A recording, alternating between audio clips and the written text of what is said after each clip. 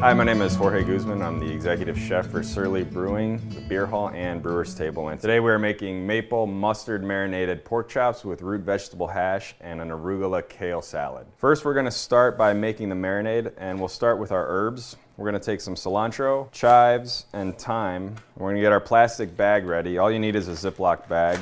Open it up a little bit. We're gonna take our thyme and we're just gonna pull the leaves right off of them. Throw them in the bag like that. We're gonna chop the cilantro and the chives together. And the thing with cilantro is you don't have to take the leaves off. The stems are edible, and with parsley they're not. It's like chewing gum if you have a parsley stem, but with cilantro and chives you're totally okay. So we're gonna take both the cilantro and chives together and just give it a rough chop. So we're gonna put that in the bag as well. And then next we're gonna slice a little bit of our garlic. We've got 2 cloves. Make sure to take the stem and the top off right there, just with the bottom of your knife. Give it a little smash. Give it a quick chop, and then in the bag it goes. Next, we're gonna add our cinnamon stick. We're gonna grate it a little bit with our microplane. Once you get a little bit of that in there, just give it a nice tap. And then you've got cinnamon shards. Add that to your bag. So after the cinnamon goes in, we're gonna add our bay leaf, crunch it up a little bit. We're gonna add our stone ground mustard, and then we're gonna use our maple syrup and just pour that right in. Then we're gonna get a cup of water for the marinade. We're gonna pour that in. Make sure it's warm water so that it kind of melts. We're gonna add a little bit of salt to this. I know it's not in your recipe, but salt is always good. Fold your bag up, cinch it up, and just kind of mix it around a little bit. Once that's done, you can take your pork chops. Once the pork's in there, just close your bag up. You can let it marinate for up to an hour to 24 hours. Try to get as much air out of that as possible and just let it set off to the side, and we'll get to that later. Before we start the hash, we're gonna preheat the oven, and we're also gonna start our water to boil for the hash vegetables. While that's going, we'll start chopping our vegetables. Cut the ends of your potato off. Check your potatoes for any dark spots. If you see any spots like this, just make sure to cut those right off. And then we'll just go into dices. We'll do the same thing with a sweet potato. To make it a little easier, cut it in half. We're gonna take the skin off the onion. After we do that, we're just gonna dice it. We're not gonna do it too fancy. Same size as you were cutting your potatoes. I'm gonna put this in a bowl and just leave it for later. We're also gonna add our garlic to this as well. Just give it a quick slice right into your onions. We're gonna take our lemon, cut it in half, and we're just gonna juice it quick. All right, next we'll do our beet. We're gonna dice this the same size we diced our potatoes and set these off to the side, and we'll cook these in the same water once the potatoes have finished. We're gonna grab a bowl. We're gonna take some parsley and pick the leaves. So we've got about a 1/4 bunch of parsley. Take the stems and discard them. Let the knife do the work and gently julienne them. We'll add that to the bowl. We'll take our thyme, and we'll just take it right off the stem and put it in the bowl as well.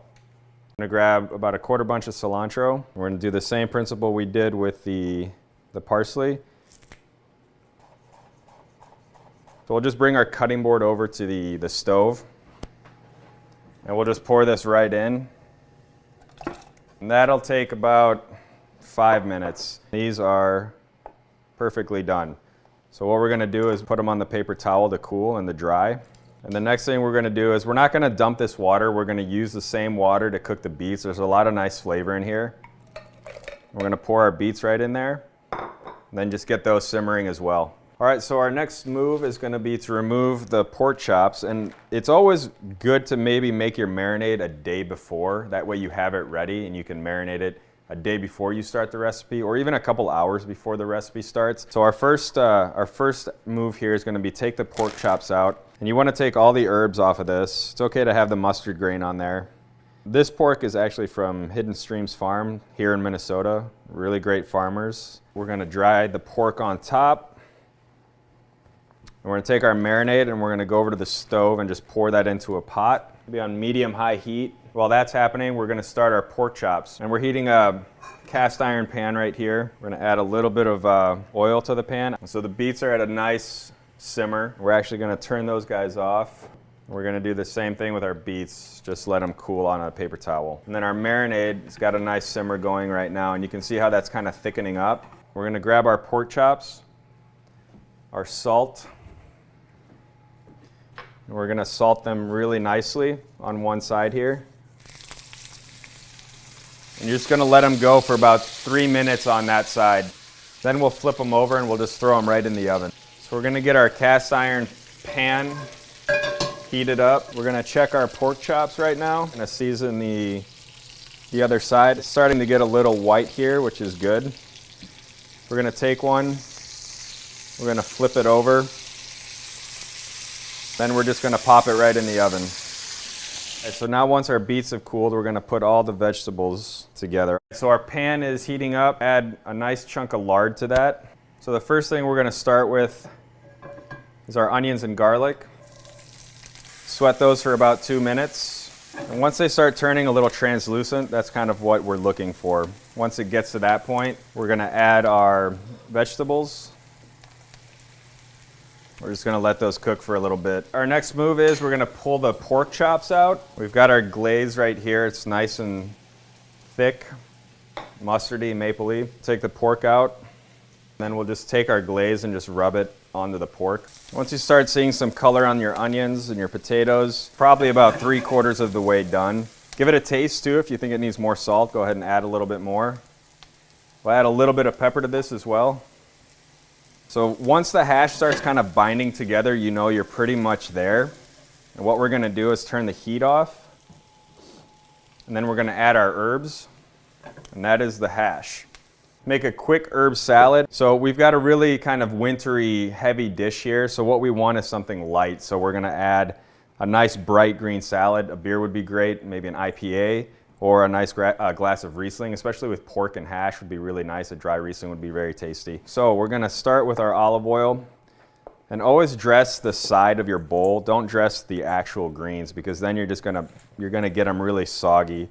So we've got a little bit too much in here, so we're gonna take a bit out and we're gonna dress the side of the bowl. And the same with the lemon juice, some salt, a touch of pepper, and then just kind of mix it from the bottom up. We can add a little bit more greens now that they're dressed. All right, so we're almost ready to plate our food, and what we should have started with this recipe was at least a couple of beers. Surly Furious, it's a great beer. Everyone should drink one. I'm gonna taste it to ensure quality. Perfect. So we'll start with our pork chop, then we'll get a little bit of hash, a little bit of salad, and we can add a touch of glaze. And once it cools down, it's gonna get even thicker, which is great. And there you go. Maple mustard marinated pork chop with root vegetable hash. Please come down to Surly. Maybe one day we'll actually have this on the menu, and if we do, please say something and I'll come out and say hello and drink a beer with you. Enjoy.